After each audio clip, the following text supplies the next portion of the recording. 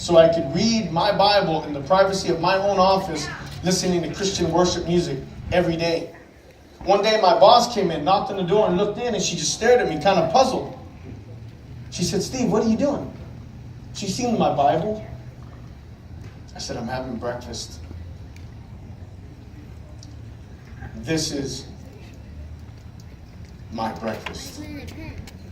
This is why I'm the employee that you have. Tears ran down my boss's face. From that day forward, she began to see me differently too.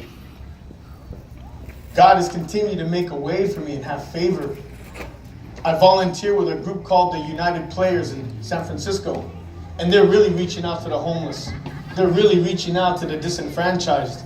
They are really reaching out to the people that are openly shooting up heroin on the side corners of the streets, that openly sell and smoke crack, to the prostitutes that are 15 to 50. They still reach out to them too. I said, that's the team I want to be a part of, because when I first began in being compassionate for people, I began by picking up garbage and litter. And it evolved, and God said, I'm going to cause you to pick up the hearts and minds of men and women. Amen.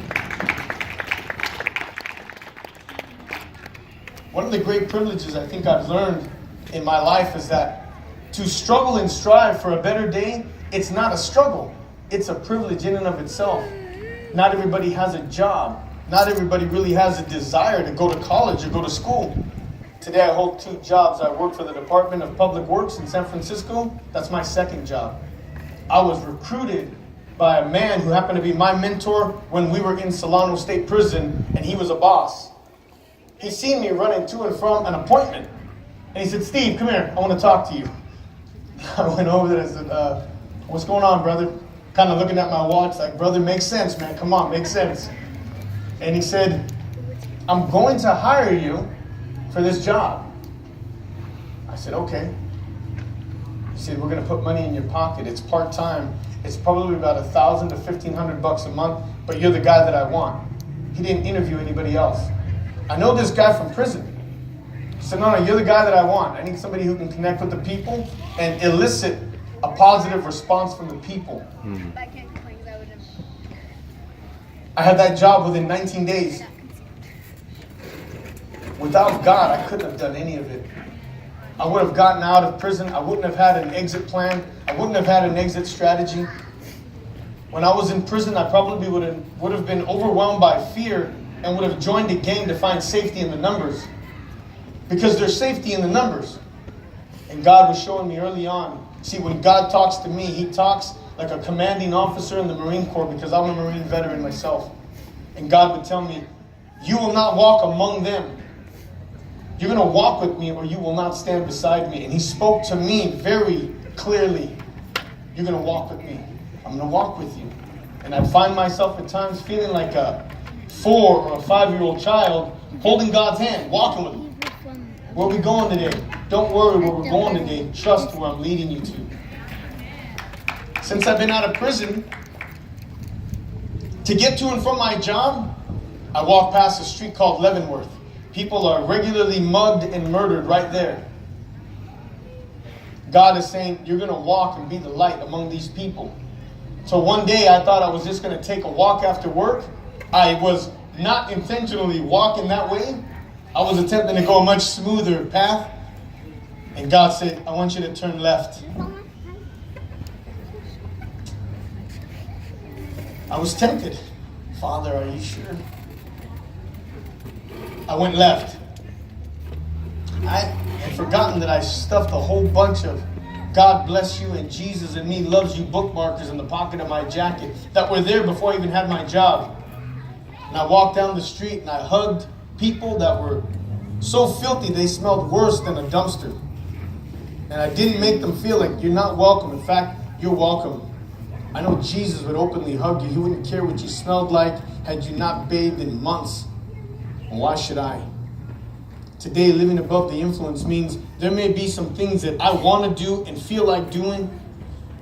I may want to have the last word sometimes, and God is saying a man doesn't have to have the last word.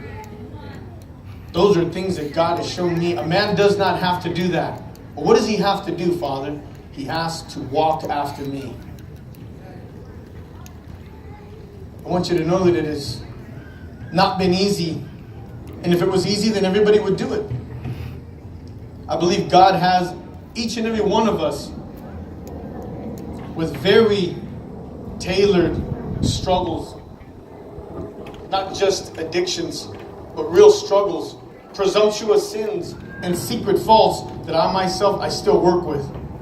I know that I can't do it on my own. Today, I quickly hand them over. I can't do it. The last time I tried it, I was sitting in a concrete box. I can't do it. I was riding my bike one day. I'm going to share something kind of funny with you. So there's green lanes all over San Francisco, and you got to stay in the green lane on your bike, and you have the right of way. So I'm in the green lane. This guy, he's on a real fancy bike. It's like a $2,000 bike, right? Cuts me off, and he says, "Get out of the way, a-hole." Now, I wanted to have a response, and I was like, man. Kept going. I got to work, and I started laughing. I'm like, wow, I don't have a response anymore. And God allowed that to happen, to be insulted for being in the right place at the right time, law-abiding, in my lane, and God allowed me to be insulted pretty bad. Like, even the guy's face was like, how dare you be alive? I didn't have a response. Nothing in my heart, nothing in my mind, and I laughed. I told my coworker, and he goes, "You're getting soft, man. Toughen up." And I'm like, I got nothing. I almost wish I had something, right? To see some of your faces, the faces especially that I know. A good friend of mine, Raul Tornell, my beautiful cousin Dory, who asked me. My mother's been talking about living above the influence for years. Volunteering. Steve, you know, we go and we volunteer. And they say it so matter-of-factly that it's a way of life to live above the influence. Not what influences you, but what influences me to veer off course and be selfish and greedy and ambitious. I can tell you all from experience, for me personally, ambition has gotten me nowhere. Humility has always taken me further than ambition. I'm not a humble man. I will never say I am. I don't think anybody who's truly humble says they're humble, right? But God has taught me that I've been a prideful and arrogant man most of my life until I relinquished it over to Christ and let Him have authority in my life. Last Thursday night, I was invited to go to UC Berkeley. I'm thinking, well, I'm just going to watch a movie then. A man named Joe Durant, who helped me get into college for free. In San Francisco, one unit is $46. I don't got $46 unit money. He said, for you, it's going to be free because of some stuff that got passed in the state of California. I said, okay. We go to UC Berkeley, and I'm talking to bachelor's degree on up to PhD. And he says, you're going to go and tell them, Stephen. And he had this look on his face like the sun was hitting his face. And it was really severe, like, you go and tell them what you've shared with me. I said, I will tell them. Why it's important for continuing education after incarceration. I said, okay, I will go and tell them. The moment that I shared with them, I am a lifer. I was serving a life sentence. Miraculously, I served 13 years, 5 months, a week, and 1 day. Many of my friends are still there behind the walls after 30 and 40 years for the same crime, kidnapping to commit second-degree robbery. They're still there. Some have died since then. Some died never giving up hope. God, let me out, God. I learned early on, and I want to share something very profound that I learned for myself. 3 things that have always kept me imprisoned in my own mind were the lies I listened to, the lies I believed, and the lies I lived by. Because it was just me taking something that somebody said as a fact, when it was really just an opinion. And I began to turn it into, well, that's my reality. I'm nothing. I'm not going to be about nothing. And I discounted everything I'd ever done in my life. Like being in the Marine Corps, being decorated, 14 ribbons. I've been overseas. I've traveled around the world. I've been to college twice. I've worked in construction for multiple years. I've done a lot. But my addiction, my self-doubt, washed it all away. Like, no, at the end of the day, Steve, you're still this. And that was a lie that I began to build on. Whereas God comes and says, I'm going to heal that lie, because that lie came from the spirit of the enemy.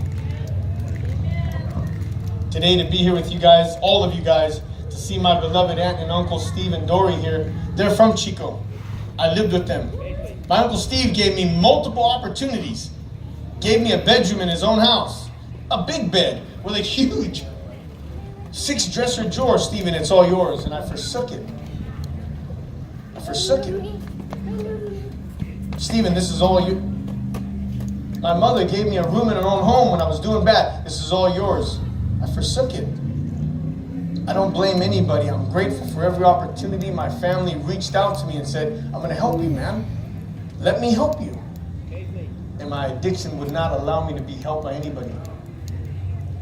I praise God for this opportunity because today I get to tell you a story about victory and redemption. The power of God and the power of love. To make a commitment to myself and say, I believe in me and I believe I can have better today. When my cousin Dory Prado said, Stephen, I want you to come and I want you to give your testimony, I got nervous. I'm like, okay. One day at my job, KTVU News out of Oakland came to my job and they said, we want to interview you. I thought I was there to speak good on the behalf of my friend. I said, no, we're here for you, Mr. Juarez. There was again, Mr. Juarez. I said, I'm just Steve. Steve is good. He's just Steve. I didn't even get a chance to watch the news because I worked 2 jobs and go to school. But that thing went viral. The prison system was talking about it. Guys wrote me letters. Steve, I seen you on the news. Bay Area people. My co-workers are like, I don't believe it.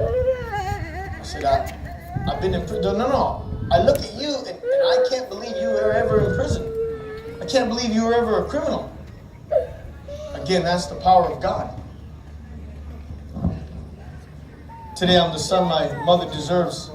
I get to be the brother that my brothers deserve. I get to be the father that my daughters deserve.